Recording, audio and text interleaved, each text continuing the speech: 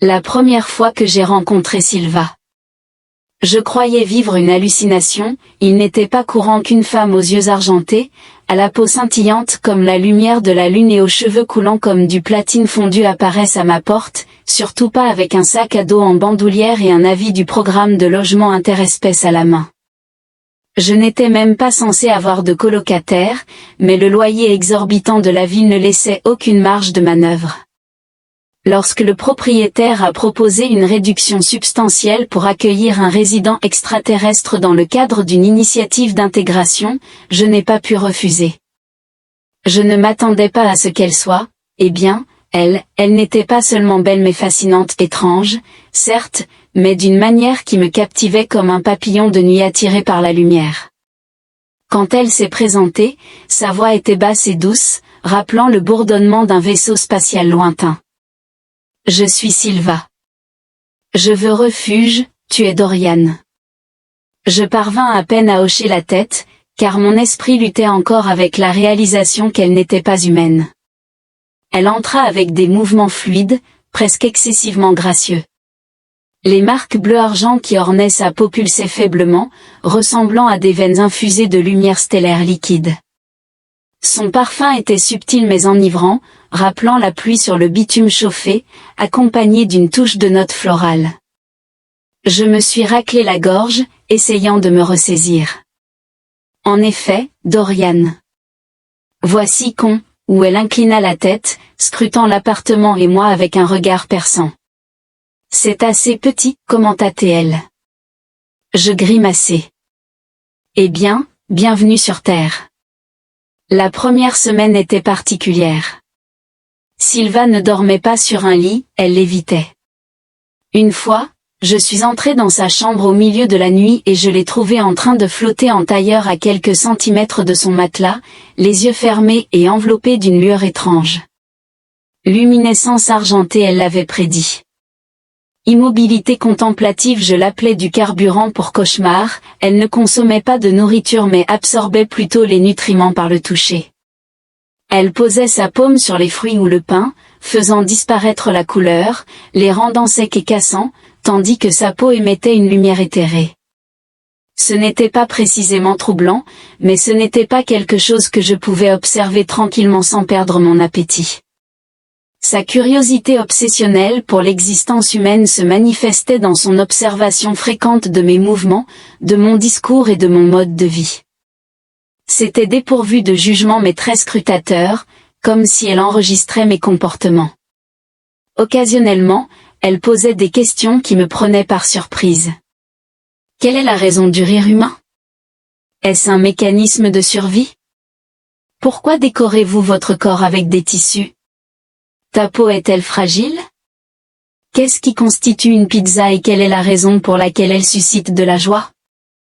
Je m'efforçais souvent d'élucider des concepts du mieux que je pouvais, mais, certaines idées, comme l'amour, la perplexaient particulièrement. Un soir, nous étions assis sur le canapé à regarder une comédie romantique. Elle avait absorbé les films humains avec un grand enthousiasme, captivée par les sentiments dépeints à l'écran, bien qu'elle se moquait souvent des intrigues les plus absurdes. Le couple à la télévision s'embrassa sous la pluie, et Silva se pencha en avant, observant de près. Elle parla doucement, sa voix empreinte de curiosité. Quel est le but de ce baiser? J'ai failli m'étouffer avec ma boisson. Eh bien, c'est ainsi que les individus expriment leur affection, c'est intime. Ses yeux lumineux se posent sur moi. En effet, cela sert de moyen de connexion, comme le lien neural dans mon monde. J'ai ri nerveusement, en précisant que ce n'est pas tout à fait la même chose, c'est plus émotionnel. Qui suscite une sensation agréable et sert de méthode pour montrer qu'on se soucie de quelqu'un. Silva contempla cela en inclinant la tête, se demandant si c'était agréable pour les deux parties. Je clignai des yeux et répondis affirmativement, néanmoins, elle ne répondit pas immédiatement.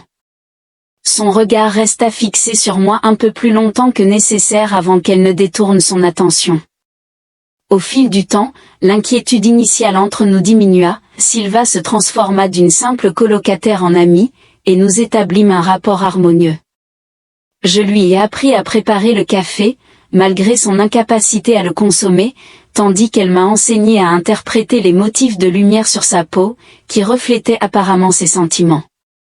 Le léger argent signifiait la tranquillité, tandis que le bleu profond représentait l'amusement mêlé à une fugace onde violette. Un soir, après une longue journée de travail, je l'ai vue dans la cuisine, tenant une de mes chemises. Elle ne collectait pas de nutriments, elle le tenait simplement, ses doigts effleurant délicatement le tissu. « Ça sent comme toi », remarqua-t-elle doucement en remarquant ma présence. « Les humains possèdent un arôme distinctif, le vôtre est agréable. » J'étais sans voix, le cœur battant dans ma poitrine. Nous restâmes là, le silence entre nous chargé de sentiments inexprimés. Le soir suivant, l'atmosphère se transforma alors que nous regardions un autre film. Comme il est d'usage dans les récits d'amour, les personnages principaux échangèrent un baiser langoureux et sensible. Sylva s'abstint de poser des questions à ce sujet, à la place, elle observa avec ses yeux partiellement illuminés en contemplation. Quand le générique s'est terminé, elle s'est tournée vers moi. Dorian, elle commença à parler d'une voix extraordinairement douce. « Croyez-vous que je pourrais supporter cela ?» Ma gorge devint sèche. Vivre quoi? La reproduction humaine? Les mots flottaient dans l'atmosphère comme un fil électrique, pulsant de choc et d'intensité. Je clignai des yeux, étonné, à Sylva. De telles actions ne sont pas entreprises à la légère. Elle inclina la tête, sincèrement perplexe. Si c'est agréable et favorise la connexion, pourquoi cela devrait-il être considéré comme trivial ou lourd? Pourquoi ne voudrait-on pas partager cette expérience avec une personne de confiance? Son ton restait stable, mais son expression révélait une pointe de vulnérabilité, une lueur violette sous l'éclat argenté de sa peau. J'ai dégluti avec difficulté, ce n'est pas seulement une question de confiance, mais d'émotion. De telles actions ne devraient être entreprises qu'avec quelqu'un pour qui vous avez une véritable affection, quelqu'un que vous aimez. Le regard de Sylva resta inébranlable. Si je devais te confesser mes sentiments, Dorian, et exprimer mon désir de comprendre cette connexion, mon cœur battait contre ma cage thoracique avec une telle intensité que c'était douloureux. J'étais incertain de ce qui me faisait le plus peur, la perspective de céder ou la réalisation que je désirais acquiescer plus que toute autre chose. Les mots de Sylva ne se contentaient pas de flotter dans l'atmosphère, ils s'installaient lourdement dans ma poitrine, impossible à ignorer. La pièce semblait étriquée, et la lueur vacillante de la télévision dansait sur sa peau argentée, projetant des motifs de lumière changeants qui résonnaient avec une essence insondable. J'ai ouvert la bouche, mais aucun son n'est sorti.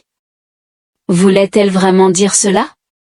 A-t-elle compris la signification de sa question? J'avais consacré des semaines à l'observer s'acclimater à l'existence humaine, tentant de réconcilier les disparités entre son royaume et le mien.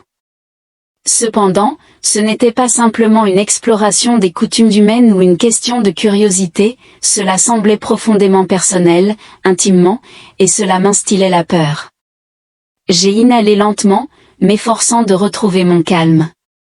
Mon cœur qui s'emballe, Sylvia.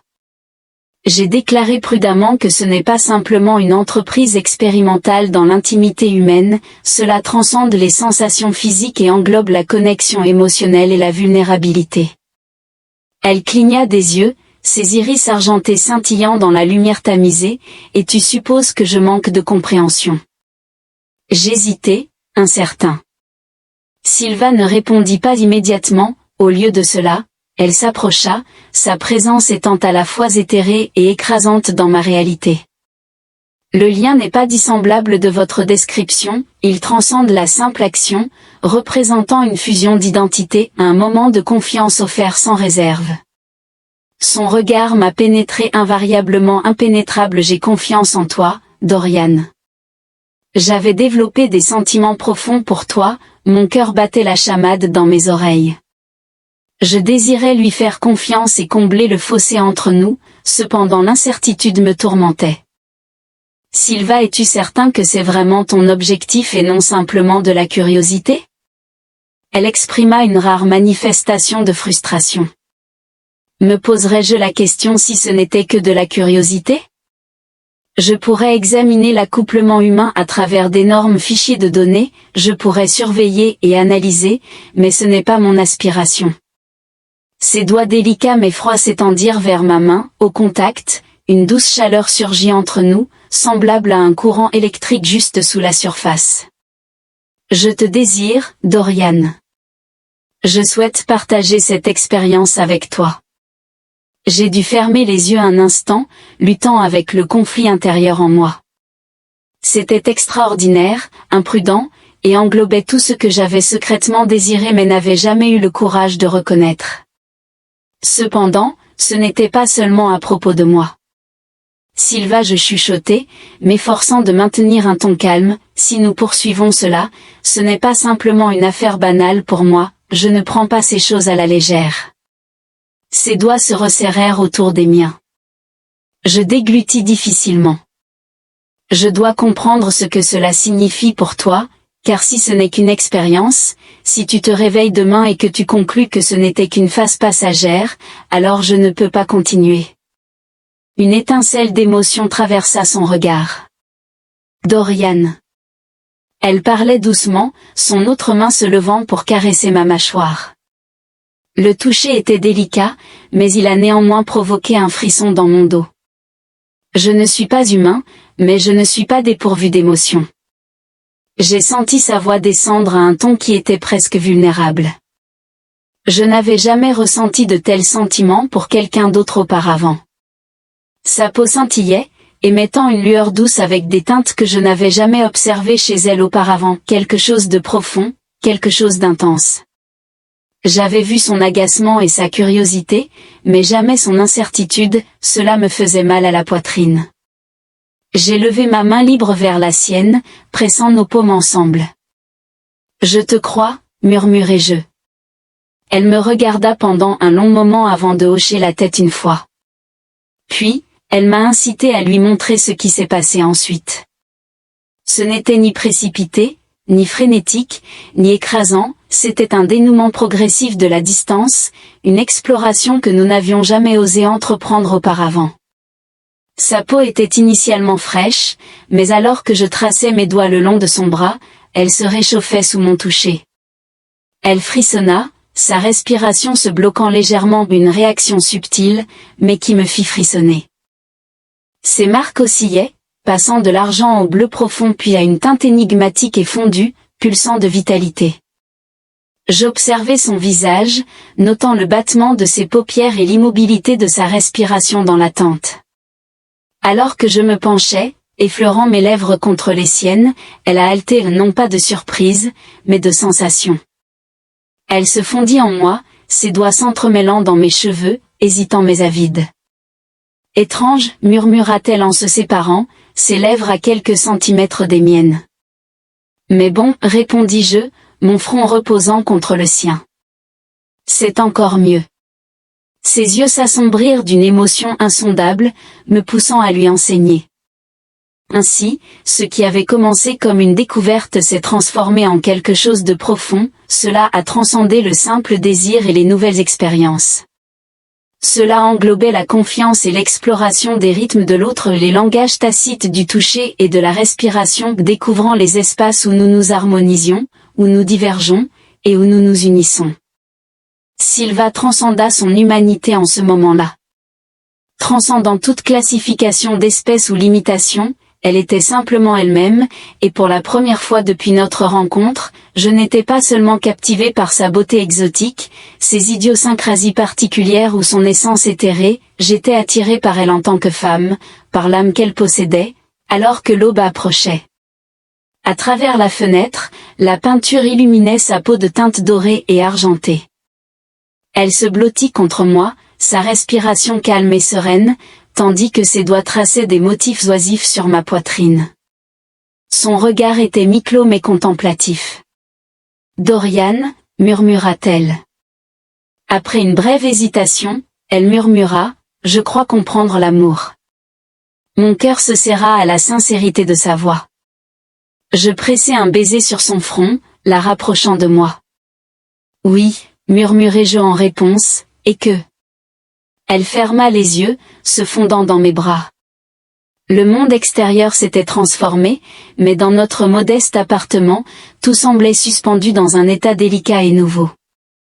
Sylva était restée à mes côtés depuis la nuit précédente, non pas de manière collante, mais plutôt comme si un lien tacite s'était formé que nous ne souhaitions ni l'un ni l'autre rompre. Elle était assise en tailleur sur le canapé, vêtue de l'une de mes chemises surdimensionnées, sa peau argentée encore chaude de notre proximité précédente. Je préparais du café, l'arôme riche imprégnant l'air, mais mes pensées étaient entièrement tournées vers elle. Son regard se tourna vers moi alors que je me retournais, et pendant un bref instant, je restai immobile, l'observant. J'ai remarqué la façon dont ses marques pulsaient avec des teintes douces et insondables et comment ses doigts traçaient distraitement l'ourlet de ma chemise, comme si elle s'acclimatait à sa texture contre sa peau. Une tension inexplicable me serra la poitrine. « Ça va ?» Je lui ai finalement demandé, et elle a incliné la tête en contemplation. Incertain de la manière de répondre, je posai le café et m'approchai, posant mes mains sur le dossier du canapé. Ses lèvres se sont légèrement entr'ouvertes, comme si elle cherchait les mots appropriés, puis elle a finalement articulé, « Ça fait différent » avoua-t-elle. « Tu es différente. » Un léger rire m'échappa. En effet, ses doigts se sont légèrement repliés. C'est plus profond que ce que j'avais anticipé. Mon souffle a été momentanément coupé. « As-tu des regrets ?» Le regard perçant qu'elle me lança me fit retourner l'estomac. Elle fit une pause, puis adoucit son ton, demandant « Est-ce que tu… » Je n'ai pas eu besoin d'un instant de réflexion. Elle expira, sa posture se détendant légèrement, cependant, cette tranquillité était éphémère. Le carillon soudain de mon téléphone brisa le silence.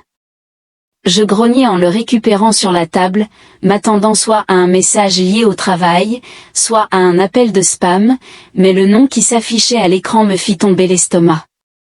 Le docteur Alstein Silva se redressa légèrement, instantanément alerte. « Qu'est-ce que c'est ?» J'ai hésité avant de répondre à l'installation de recherche. Son visage se renfrogna. « Pourquoi il t'appelle ? » Il n'y a qu'un moyen de le savoir. J'ai glissé pour répondre et j'ai porté le téléphone à mon oreille. Dorian Grave, j'ai informé Monsieur Grave que le ton du docteur était bref et professionnel.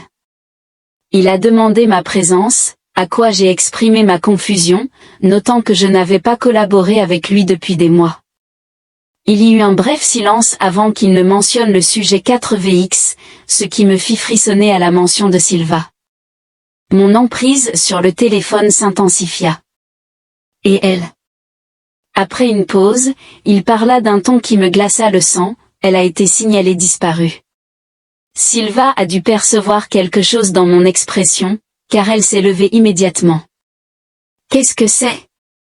J'ai conclu la connexion, mes pensées s'emballant, ils sont conscients de ton absence, ai-je déclaré, mon cœur battant, ils te recherchent. Ses marques brillaient d'un argent bleu vif. N'aie pas peur de la colère, j'avais anticipé cette éventualité, murmura-t-elle, les poings serrés à ses côtés, mais je ne reculerai pas. Les mots transmettaient en moi un sentiment de fureur et de protection, ils ne te prendront pas, affirmai-je, avançant plus près. Voix basse, je ne les laisserai pas faire.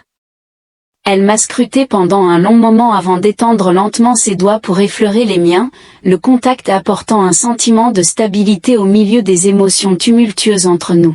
« Tu te battrais pour moi ?» demanda-t-elle, sa voix à peine audible.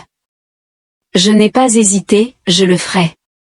Ses lèvres s'entr'ouvrirent légèrement, une expression impénétrable traversa son visage, puis, sans plus de cérémonie, elle m'attira dans un baiser. Cette fois, c'était distinct, moins une exploration et plus une réassurance, signifiant quelque chose de profond et d'authentique.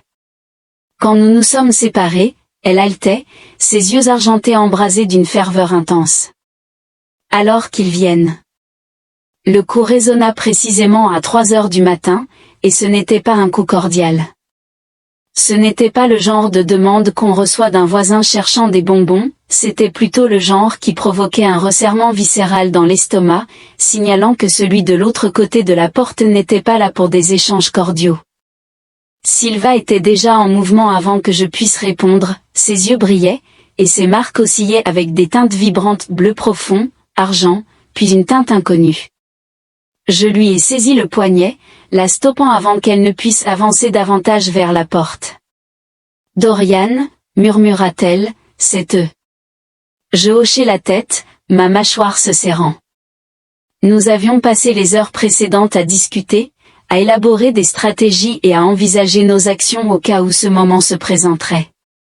Cependant, maintenant qu'il était arrivé, j'étais incertain de notre préparation. Le coup retentit à nouveau.